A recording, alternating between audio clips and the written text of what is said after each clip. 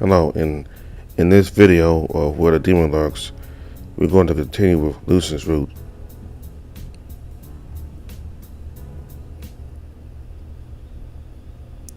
Outside, a cool night breeze blows against the angel's fur. It's almost time for the meeting. He looks around to make sure he's alone before climbing onto the handrail of the balcony. His hairs and ears float ever so slightly as though carried by an updraft.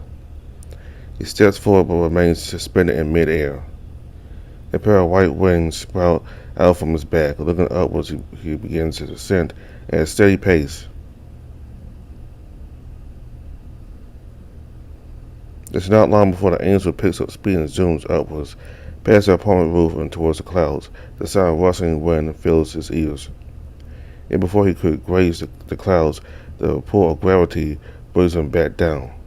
What? Ah! Lucian plummets back to the earth. Fly, fly, fly! Lucian concentrates all his mental faculty into reactivating his powers. Just as the apartment roof comes into view, his wings reactivate again, and he manages to halt his fall. He glides downwards onto the apartment's tilted roof, nearly tripping as he lands. His breathing is erratic. What's going on with my powers? He looks at his trembling hands and clutches them tightly. The angel stands in silence for a minute before taking one long breath. This is just a little setback. He promptly ties up his hair and straightens his shirt. That I can't handle. The dog snaps his fingers and a bright yellow wing forms right above his head. Lucian drags a halo to his front. The dog snaps his fingers and a bright yellow wing forms right above his head. Lucian drags the halo to his front. He taps the left side of the halo and it begins to ring. Okay, stay calm, sound confident, make a good impression. Just say the hello with confidence. Hello, Lord Gary, I. The halo connects to the other person on the line. Go for Gary. Yes, hello. Hi Gary, Sir Lord. I have a report to make. Whoa, cool your jets here. Who am I talking to? Lucian's mind goes blank for a second, but he manages to recompose himself.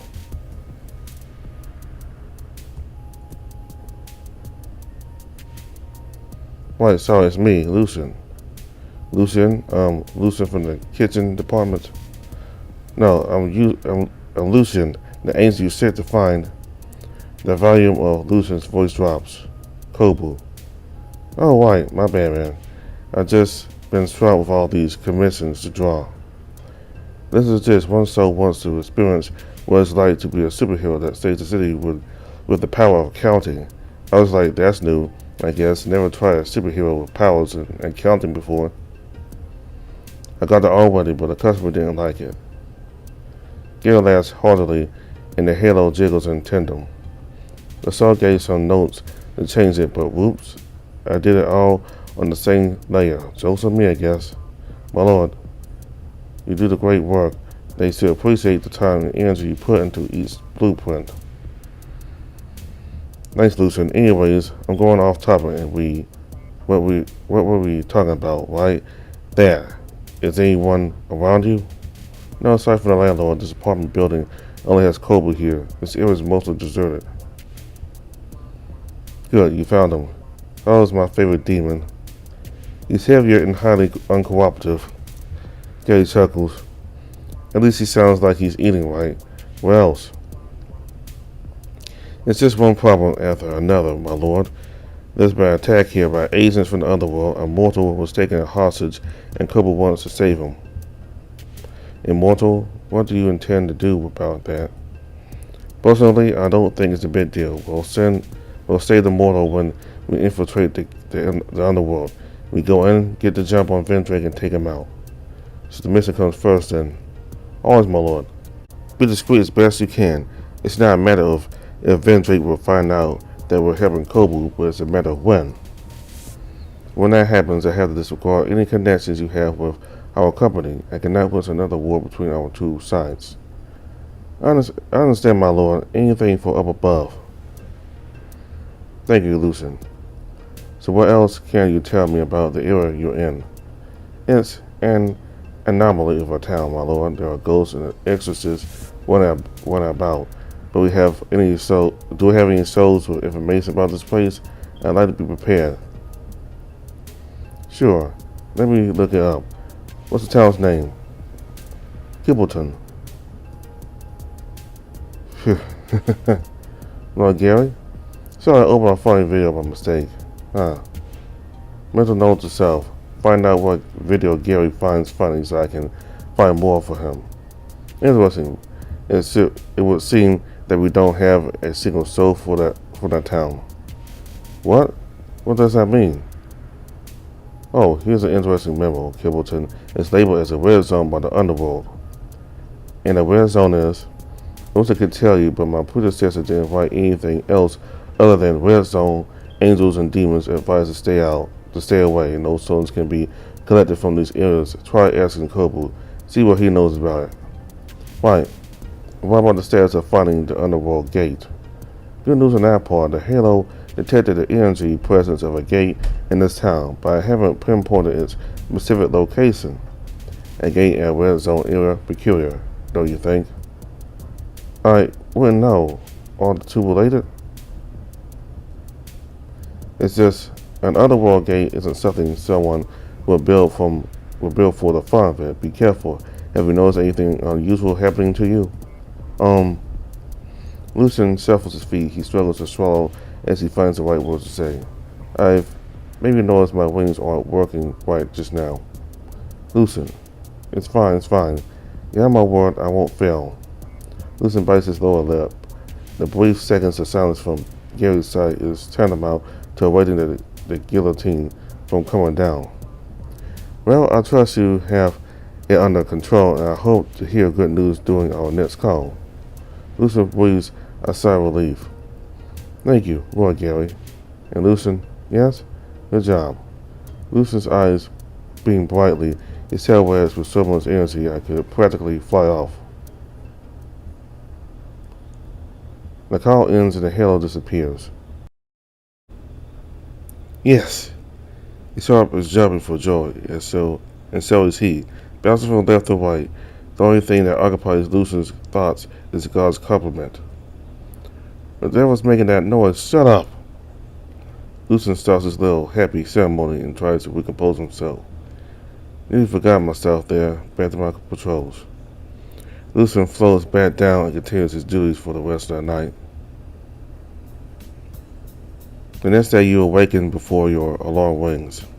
You sit up from the bed and begin your routine, like clockwork. The siblings who took over your shift will be expecting you soon.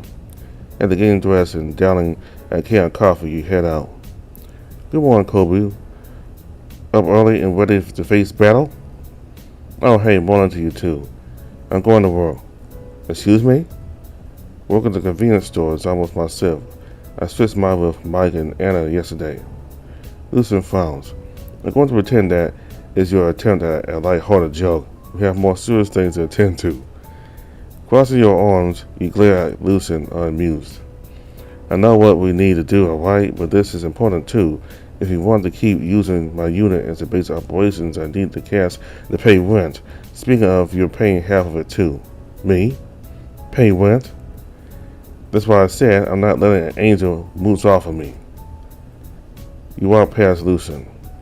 Wait. As the sun rises, the street's lights flicker down.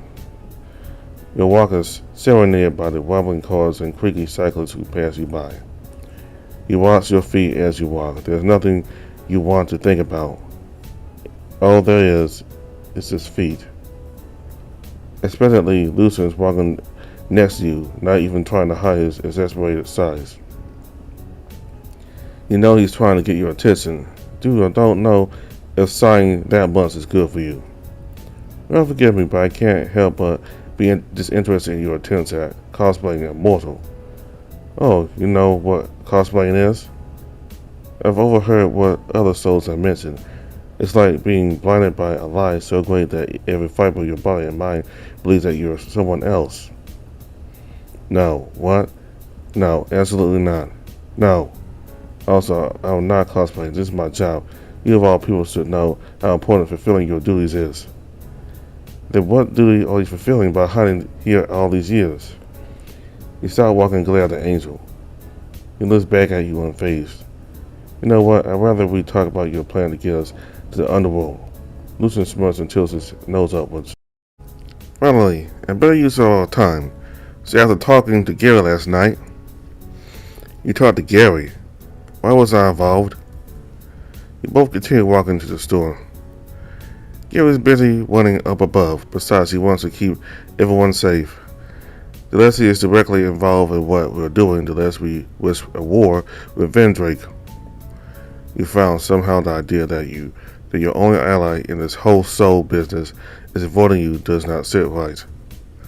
So what did you guys think of? We're sticking to the original plan. We'll find an underworld gate and use it to get you home. An underworld gate? You know about it. Yeah, you send a downward open palm while walking it slightly. Either way, I'll take the presence of one in this town. That's weird. Gary thought so too, but it doesn't change the fact that we need to find it, and I need your help to do that. After all, you've been around here long enough. Now knowledge will finally be of some use.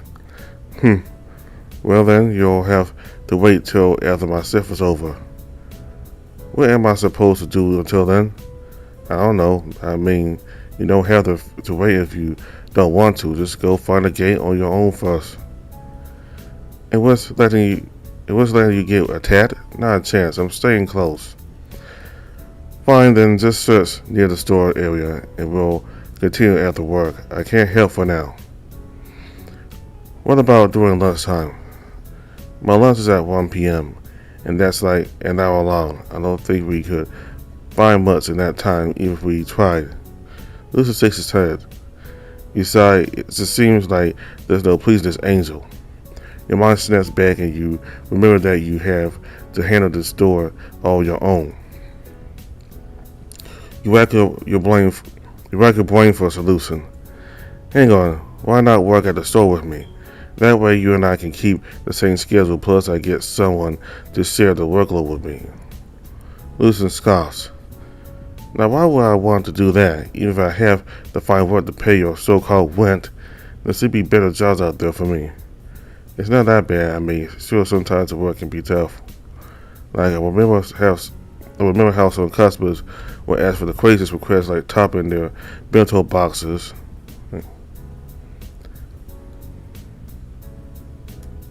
It's not that bad. I mean, sure, sometimes the work can be tough.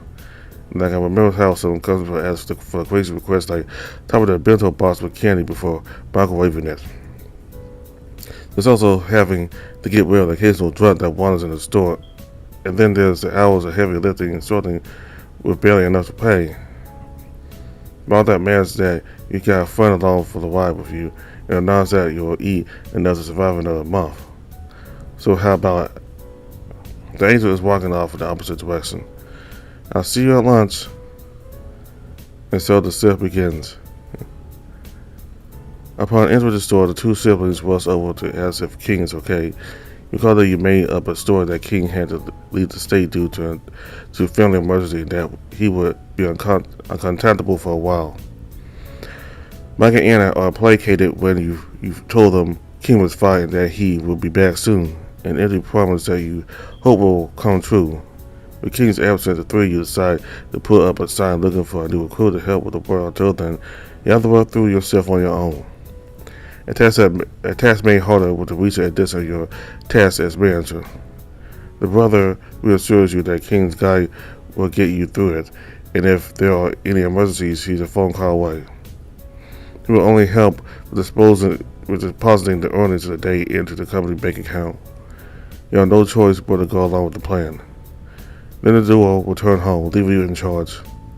You find King's guide lying on the counter. Caressing the cover, you feel the tough wiggle of the paper King used to decorate is decorated. You pick up the book and open to the first page. There's a sticky note inside. I believe in you, King. Damn it, King. You feel tears building up, but you slap your cheeks and snap out of it. The time for crying will come later, after the King is saved. Throughout the first half of the day, you busily restart the cells. You learn to take inventory of what needs to be ordered. All the while, customers come and go, forcing you to juggle between stock take and service. Wondering yourself wed, even your brief moments of peace are spent reading through the manual, unable to commit much to memory before the next interruption. Customer, hello, welcome to Sun.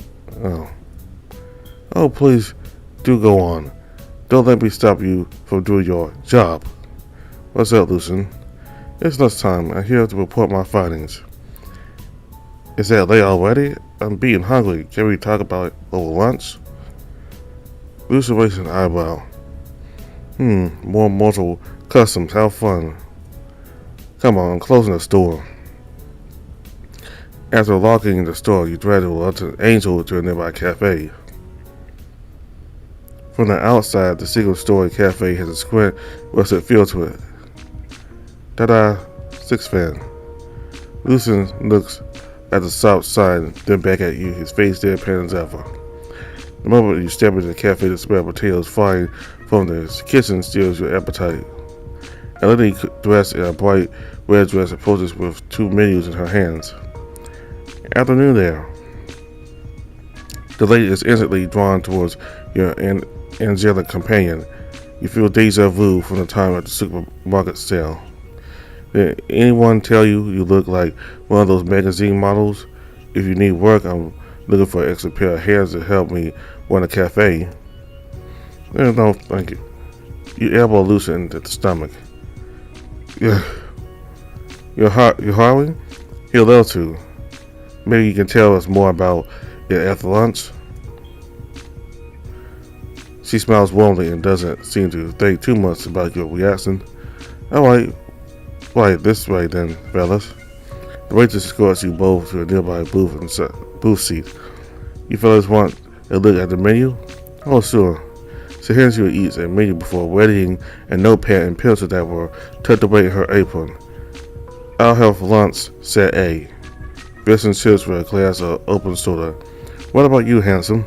That's okay, I'm not one for eating. She puts her hands on her hips. You expect me to believe you can maintain that build and not silly cold yours by skipping meals? I assure you, myself, Neil has never cooked up a bad meal. Order something and you don't like it. Your meal's on me. Just do it, dude. You got nothing to lose. Lucian sighs. Fine, give me whatever it is he's having. Got it. Neil, give me 2 set eggs. You wait until the lady is out of earshot to continue talking. See, that wasn't so bad. Phew. Let's not forget, you also got a job offer. Not that would do much good. Think about this cafe would not survive through the year in this state. Glance around, you notice there are only a handful of customers. It's an uneasy sight since it's peak lunch hour. We can worry about that later. You need a job, and a piece of advice, cool it with the whole mortal thing. People will think you're weird if you refer to them as that. But that's what they are. Even so, people don't acknowledge that. Anyways, we're off topic. About the underworld gate, there's still no signs of it during my short reconnaissance. No biggie. We'll go looking for it later. How? No, hold on. You hold off from finishing your sentence when you see the waitress returning with your drinks. Thanks. She smiles and heads back to the kitchen. Where were we? Right. How are you searching for this gate in the first place? I use this. He snaps his fingers and a halo appears above him. What? Lucian grabs the halo and shows it to you. This is my HALO. What are you doing? Put that away or people will see. You try to keep your voice down while swatting at the air. signaling to the angel to quickly put it away. Oh, don't worry. Getting made sure this device is not visible to mortals. Plus, whenever it's active, it creates a special cone around us that backs up our conversations. Huh? What are they hearing then? Want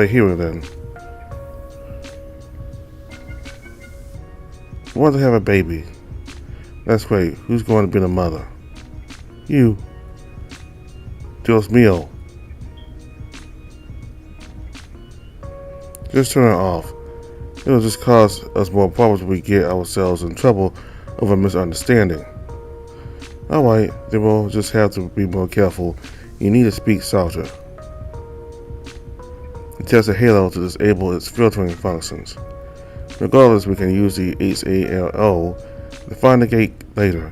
It will beep more frequently the closer we are to it. Sounds simple enough. Anything else? Yes. Lucian leans in close, staring you down intensely. I need to pick your brain on something. Okay, shoot. What do you know about this town? Pretty much the same thing as what they put in the travel brochures online. Kimbleton's a small town that's trying to revitalize itself so more people will come and stay here. That's all? There's nothing weird about this place? Yeah, there's that one cult and a gang running around the town, but other than that, I haven't noticed much. What about this town's status as a red zone? What about it? That just means demons aren't supposed to be here. This town's souls are unable to reach the underworld. And that would be because? I don't know, that's all I can remember from those boring old files.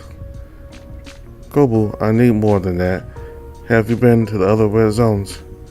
Yeah, 2 others, a city and another countryside town. Did anything strike you out of the ordinary? Not really. I think some mega corporation was in the city. I seem to recall almost everyone worked for them, and the countryside town was super traditional. They worshiped some kind of dragon god, which I mean, that's nice and all, but the farm life was not for me. Lucian leans back in his seat and crosses his arms. What about you? Have you been in a red zone before? This is my first time. I've only been on Earth for a few months. The HALO never took me to a red zone when it was pinpointing your location. Alright then, why exactly are you so worried about these red zones? It's just, I feel like my powers will diminish while I'm here. I cannot explain why. Are you joking? How are we going to defend ourselves from another freelancer attack? Don't worry about it. I can still take on any 2-bit demon that comes our way. You narrow your eyes.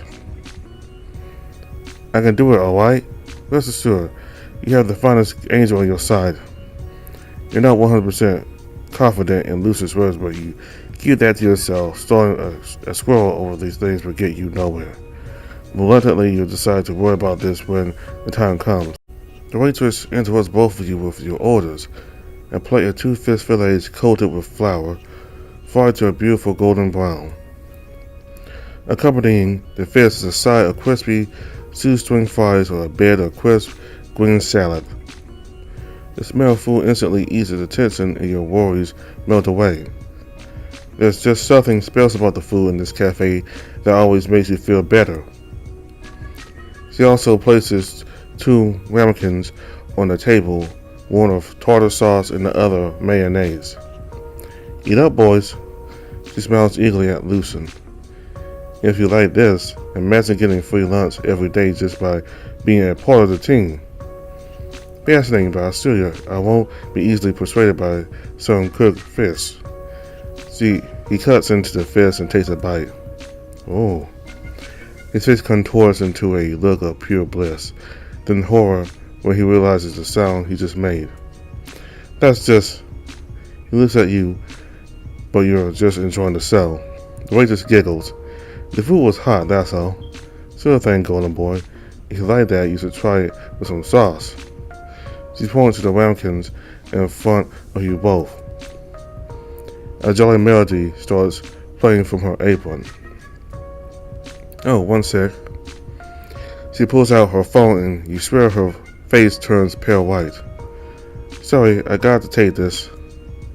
The waitress rushes off to the kitchen before you have the chance to thank her. You decide not to pay her sudden disappearance any heed. Lucian takes another cut from his fillet and observes a piece of fish in front of him. He dips it in the tartar sauce and mayonnaise before eating. This time he maintains his cool composure, and you hear the sound of Lucian's tail thrashing against the seat. You shake your head slightly and chow down with Lucian. Come to the end of the meal, the waitress returns with the bill. So how was it, golden boy? It was acceptable. Yeah, the food was great as usual. Compliments to yourself. I'm happy to hear that. I'll pass it on to him. Now, if you work here, our staff can whip you up some tasting anytime. I promise the pay is fair too. Why are you looking for a new hire, by the way? No offense, but things look a little, Oh, I know. My little sop has been struggling against the older ones that have been here for years. So I've been thinking that my sop needs a gimmick, like feel like royalty with the handsome staff at Six Fan. Handsome stuff? I thought it's just you here. Of course not. Neil's just as magnetic looking as you. Hey Neil, get out here. A single black hand extends out from the kitchen when it waves a finger back at the waitress, telling her off. Oh, he's sorry, but he's a nice guy. So what do you say? Lucian puts a finger into his chin and he thinks. He looks at you as though seeking your opinion on the matter. You give him a thumbs up. Fine, I guess it won't be too bad to work here, mainly because it saves me the time I would spend looking for some other menial job. Manners. Here's my resume. Lucian pulls out a stack of papers from his right pocket and hands it to the stunned waitress. His little magistrate nearly causes you to choke on a fly. She looks at the document in her hands with stunned silence. What, you carry that around with you? Where I come from, a chance for a promotion to come anytime, so you gotta be ready. Oh wow, you worked in a hotel before? That's perfect. I'll give the rest a look through, and I'll call you when it's time to start work. Just like that, no interview? Naturally, my talents are undeniable. Sure, let's go with that. Besides, I believe that at least rent will be easier for a bit, but you also wonder if Lucian will fit in well without you being there. Either way, as your lunch time approaches its end, you return to the convenience store. Lucian hangs around in the back room until your shift is over. Come dusk, the search for the gate begins again. Sitting in an elevator, King sits bound and gagged from head to toe. The soreness around his butt is replaced with a dull but numbing pain from staying still. Each time the elevator changes direction, King lurches from side to side. The room itself is seemingly chasing after some far-off destination. King rests his head against the cool metallic wall, too hard to continue his struggle against his bindings. His eyes rise upwards to the demon who has his back turned to him. The dark bindings along his mouth start to curve further around King's face, with the tip resembling a dog's head peeking at the corner of his eyes. Well, he says you have a nice ass. Fortress looks over his shoulder and flashes a smile. Thanks. Glad someone noticed the effort that went into training my glutes. The demon flexes his bubbly posterior. King shakes his head frantically. He says to ungag him. Not a chance. I have a hard enough time figuring out what to do without you yelling in my ears. Dude say he won't talk much. He just doesn't like me stuffing his nose. Hey, that's mean. It's not as if I like being wrapped around you with your soft fleece. It feels weird touching a mortal. Fortress turns around. Just ignore him. He can't do anything to you. No, whoa. He's going to lick me. Ew. Realize that's not. Ah. He's doing it, bro. I can feel his slimy tongue spreading his mortal saliva on me. Porter shakes his head and lets out a low growl. Fine. Return. The binding on King's mouth unravels and slithers out Fortis' arm. King's jaw drops as he watches the previously sentient shadow revert into a lifeless tattoo. Fortis points at the stun Parker. Now Zipper, he's going back on you. Fortis points to his right forearm. Exhausted, King puts his face against the cool metal surface beside him. Huh? I wish I could see where we're going. The spot where his head meets the metal scrolls open granted him a window to the space outside. Peering through the porthole, like spot he sees portraits floating around in murky abyss. Like the planets circling the sun, the paintings appear to move in the same manner, but where they are circling around remains to be seen. The alpaca shifts his attention back to the demon. Fortis keeps mumbling to himself. He intently peruses the elevator control panel, indecisively reaching out for buttons before changing his mind. Where we're going, this elevator ride feels like it's been going on for far too long. Just give me a minute. I'm thinking where to put you, maybe here. He pushes a combination of buttons and the elevator comes to a halt. The door opens to a bathroom full of naked demons showering. Crap, sorry dudes. Fortis rapidly presses another button so the doors can close and begin moving again. The elevator jolts, bringing back King's motion sickness with it. Did that guy have like 3? Yes, and don't ask. Now, how about here? While Fortis inputs the next combination, King leans to the side and squints to see the buttons. To his dismay, the panel is decorated with symbols beyond his comprehension. It's not long before the elevator comes to a stop again. The door opens to a desert plain. There's only one thing that stands out, a silent mass of people huddled around something. The alpaca blinks before him are beings on their knees, looking up with reverence. The outline of their incorporeal bodies is barely maintained as the wisps of their essence flow back and forth like spoken wind. A mixture of shock and fascination dawns on King as he realizes what these ethereal beings are, souls. King gulps as his eyes slowly trail up to the very front of the crowd. A stone sculpture.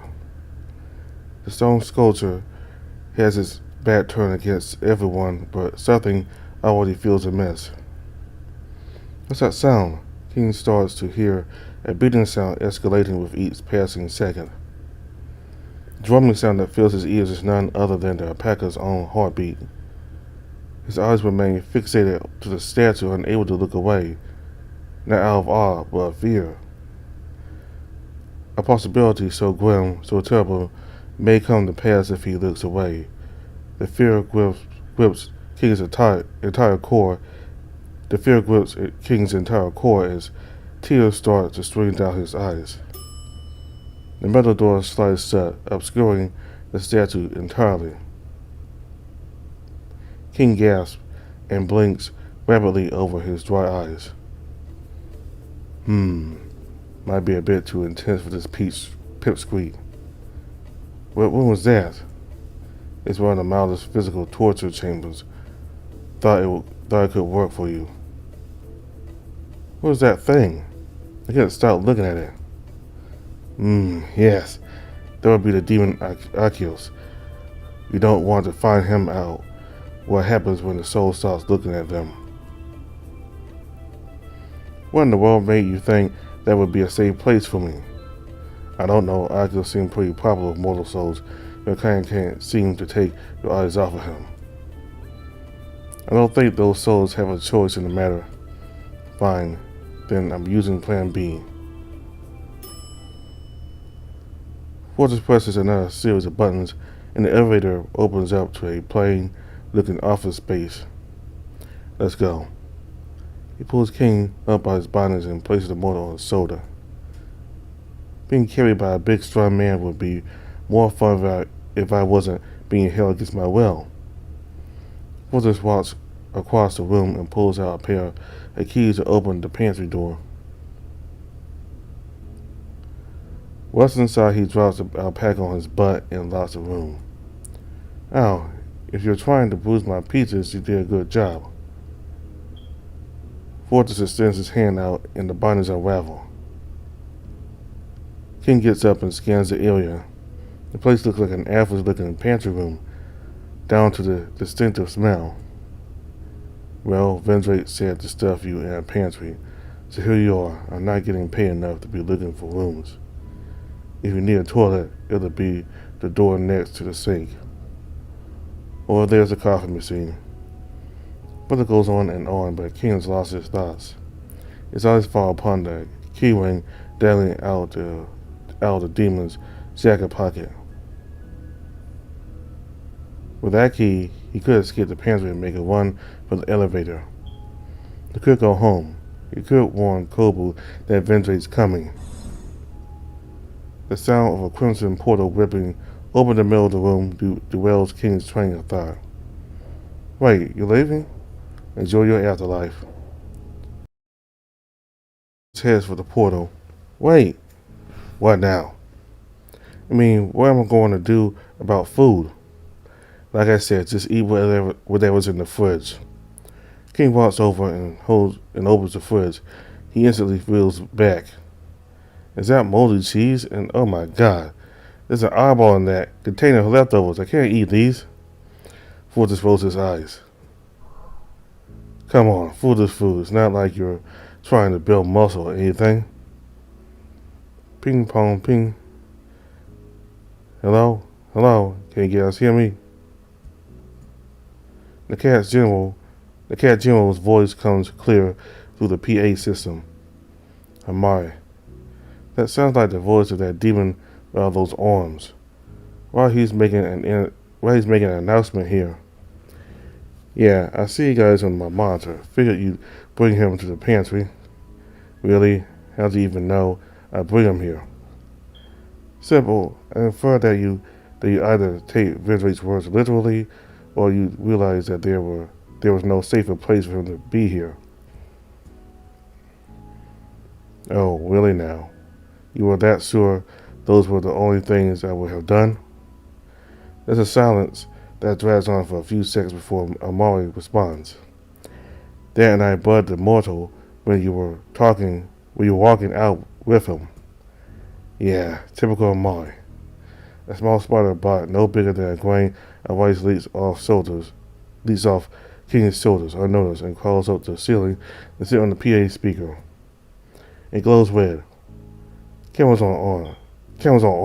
Hi, mortal." "Hi."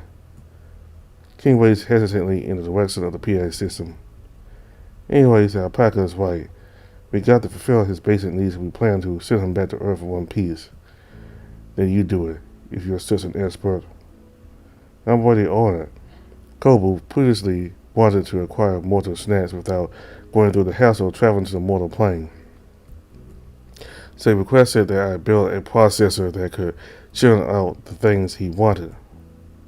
I just need to make sure it is working right and check if it still has that bug whereby it explodes when coming into contact with water. Yeah. Right, and that means I need entertainment too.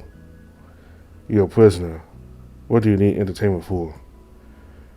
Well, the alpaca puffs his chest and tries to look intimidating. He steps closer to the larger demon and pulls him in the chest. Wow, this is solid. King retracts his hand and tries to start over. "Well, I'll go crazy if I remain stuck in this room with nothing to do. At least get me something to read." Fortress huffs and growls. "Fine, then read this." He grabs a nearby jar of coffee powder and serves it towards the alpaca's snout. King slaps Fortress's hand away. "Hello, honey. We need to label off a jar of coffee powder. Is it stimulating?" "What was I expecting? You meatheads down here are the same as the ones up on Earth. You're all only about the gains." "Excuse me? I happen to be very well read. I'm not the second strongest demon general just by getting by on my strength alone. Number 2, I'm flushing number 2 down my toilet every morning, mister.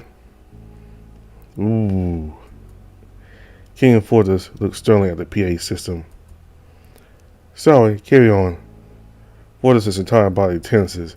As a result, his body heat skyrockets, making the alpaca take a few steps back in order to keep his fleas from catching fire. Listen here, you're in no position to make demands. You're going to be a good little mortal and just sit here and take what I give you. They both leer at each other, neither budging on their stance. If you're going to leave me to be bored out of my brains, I'm going on a hunger strike. Oh yeah?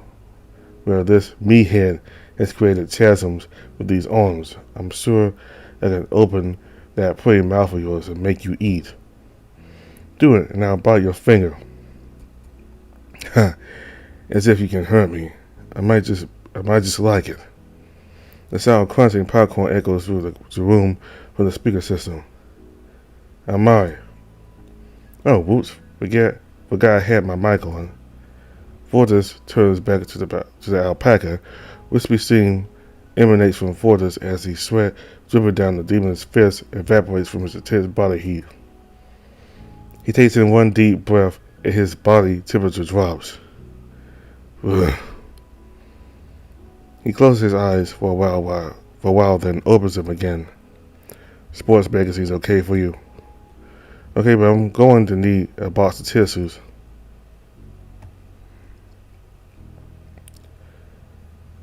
Okay, but I'm going to need a box of tissues if you're going to make me read that. What? Well, the inspirational sports stories segments. You know, the parts where they talk about how they got into sports and all that. Right. Walter shakes his head and leaves through the portal. Boy, he's grumpy, huh? King sighs loudly and places his hand on his hips. I'm sorry, Amari, was it? Yep. You sound like a nice demon. You have some privacy so I can rest? Oh, no worry, these recorders are merely for research purposes. Come on, what if I need to do some private things? I encourage that completely. Go for it. I want you to do whatever comes naturally to you. Now smash your bug. I welcome you to try. It will give me invaluable data for the next model. While you do so, let me play some relaxing music to go with it. I'll be there soon with the food machine. Have fun. Gentle music starts playing from the spider bot. King sighs defeated. He walks over to a nearby chair and sits down. These would be easy without a camera watching him, but his time in the convenience store has long taught him how to avoid such surveillance. Now, how do I steal the key from that walking bulldozer?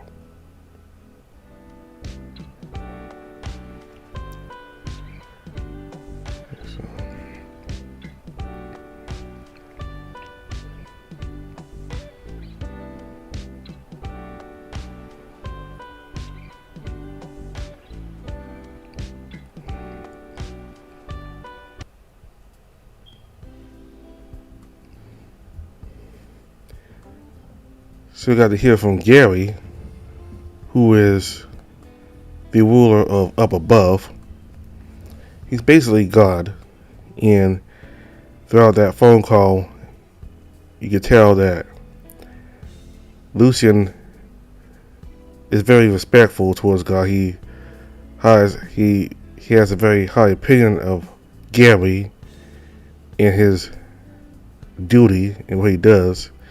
To the point that after the phone call, he goes jumping around all excited, where he got a compliment from Gary. So Lucian very much reveres Gary. And despite Kibbleton being a red zone, there is a portal that goes to the demon world. And that's kind of weird, but and maybe as we continue on, we'll learn how that's possible. So Lucian was able to get a job. At least I think he's getting a job at the restaurant that he and Kobu ate at. And we got to see King in the demon world. And he's still okay, still fine living. And he's on an elevator ride down to wherever Fortress decides to keep him at. Vendrake would not send Kobu. He would not send King back to Earth, so instead he decided to keep him in the underworld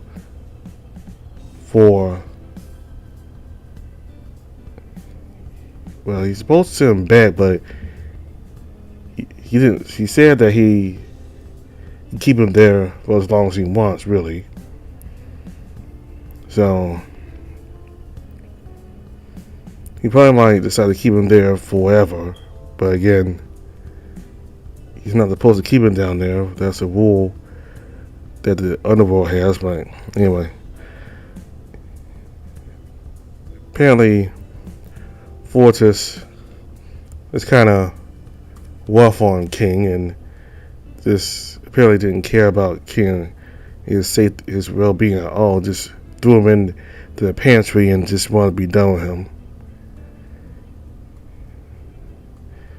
And I like how brave King was towards Vendrake, as well as in his elevator ride with Fortress and the other demons. Most people are cowering fear towards demons. He was really brave and sassy to all of them. So I like that about King.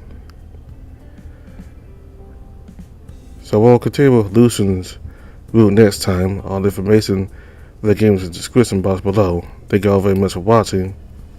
Bye.